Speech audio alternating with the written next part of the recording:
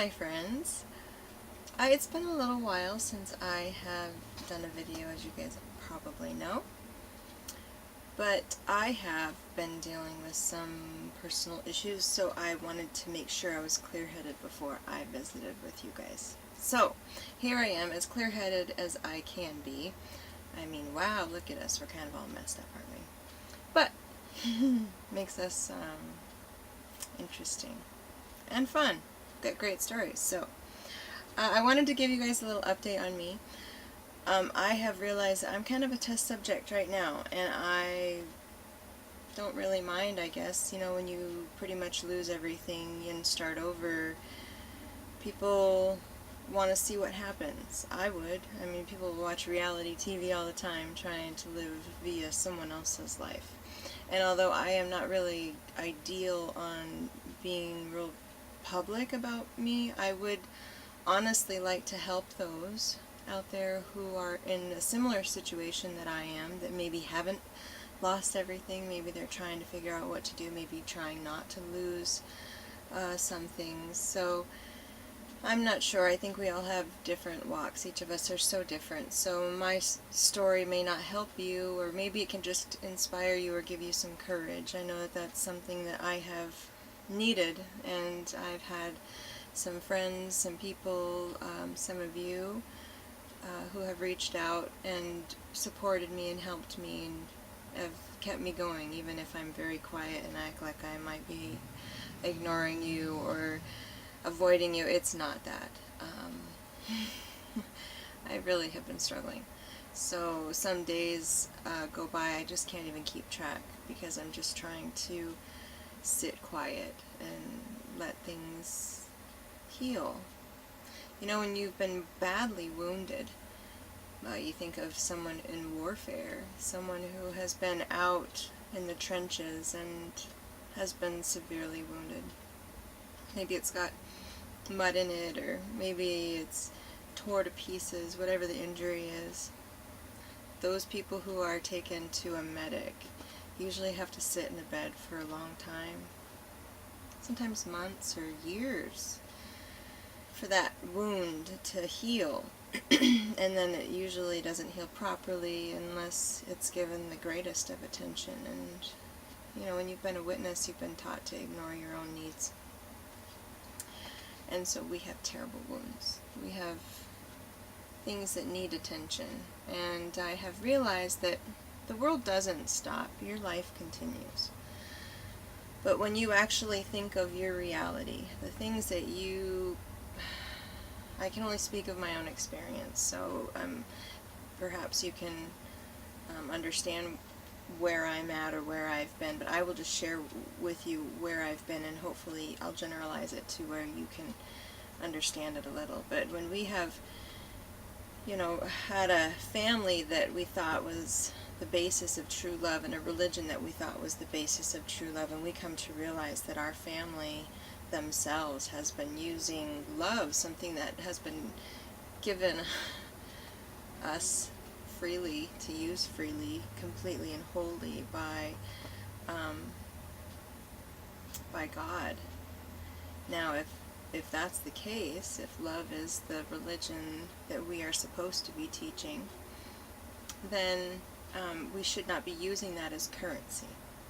And perhaps I can suggest looking at it in the form of currency. Sometimes, you know, we take away our kids' video games or our privileges, reading privileges, or something that they truly love in order to discipline them. I'm not the best mom. I will admit that. But I also do understand that lots of people have different parenting skills. We'll just call it that.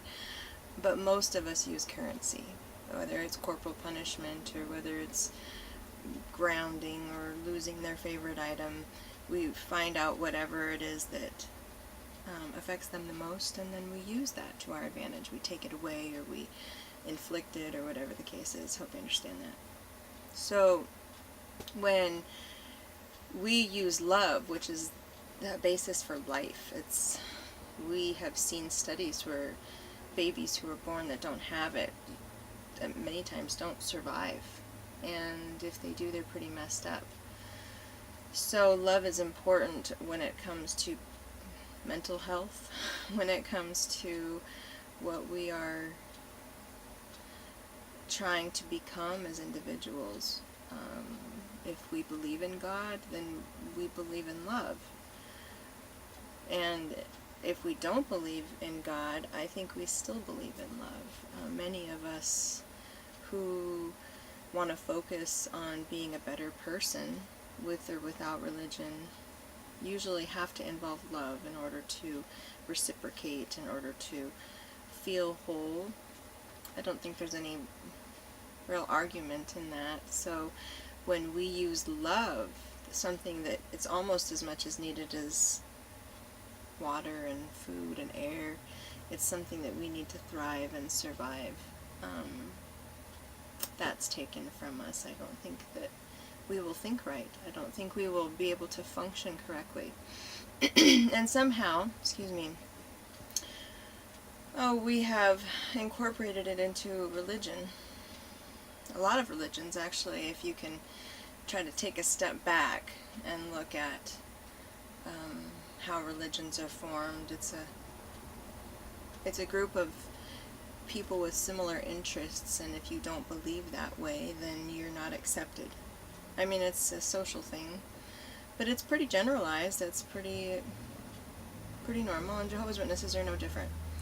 However, I think they take it to an extreme because they affect the family unit, and that itself is very painful. And so when we are dealing with shunning, when we have situations, I don't really want to say mine is different than anyone else's. I mean when we decide that we don't want to believe a certain way, and our family won't love us or accept us if we don't believe that way, then yeah, you're feeling shunned. It's really going to affect your core, almost to the point to where, oh my goodness, how many times in relationships do we give up things that we love and people who we are in order to keep that person? I mean, we become very miserable, and we can do the same thing for religion, and if our families control us that way.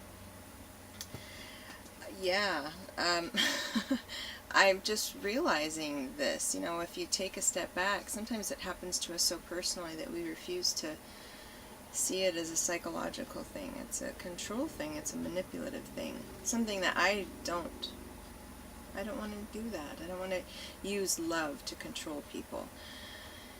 And the more I don't want to do it, the more I see the majority of the human population doing it, whether it's through family units or religion or it's just a lot of control. So I don't know how to fix it. This is just an observation that I've made. I have seen that this religion, Jehovah's Witnesses in particular, are very specific about that. I mean, there's really no way that you can say that it isn't that case. If you have a child who was born and raised, they don't have an opportunity to look elsewhere. Mom and dad know for a fact it's the truth, and the children are raised in that fashion. And you wouldn't expect a family unit to be any different. The question is Jehovah's Witnesses, do they allow their children to actually look? And if they do allow them to look, do they give them full use and full ability to look? Because they have such a fear of Satan, such a fear of the demons controlling and being so powerful that they actually just are told to believe, they are specifically told, children and adults, that the research has already been done, and that there's information out there that can harm us. And if we find the wrong information, the demons will take over our entire life, and we certainly don't want that. They scare you. They scare you into not looking for the truth. I don't understand why for so long I didn't, I guess I accepted that. I shouldn't have.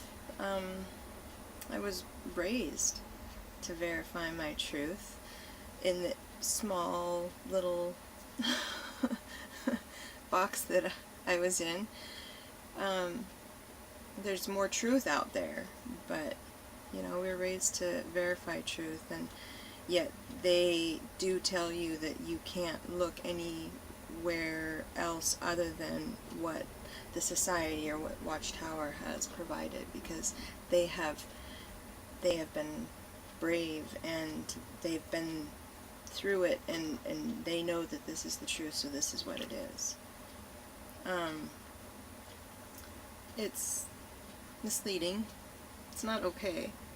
And then when we use back to love, when we use that to manipulate our family members, once you realize that that's not really okay, and if you don't want to believe that way, they tell you, in fact, even in the Royal Commission, March 2017, that's where we are right now, the footage just came out from the Royal Commission, and on there they say, it's interesting, I'm not one for bashing, I really don't, but I was a little frustrated, to say the least, when they say that you can leave if you don't want to believe it, as long as you don't disassociate and there's no problems, that the family can still talk to you.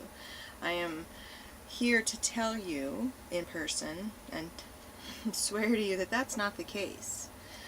I have not disassociated myself. I have only went to my family. I have only sat down and told them that because of the child molesting and the atrocities being committed to our children, I cannot support a religion that will protect the predators into which our children are being harmed. I can't. I was raised to know right from wrong. I lived by the Bible my whole life, and now that I have come to some real knowledge, it can't be made up by apostates. They cover it up. It's the Royal Commission. When I brought it up to my dad, I just simply said, this is the reason why I couldn't, and I brought up the Royal Commission, and he seemed to think that it was some apostate affiliation. And I'm thinking to myself, they're so closed off that they think it's so attached to apostates. They don't realize that's a government entity. So it's something that has no connection whatsoever to apostates. It's real government officials, and this is really taking place as we speak.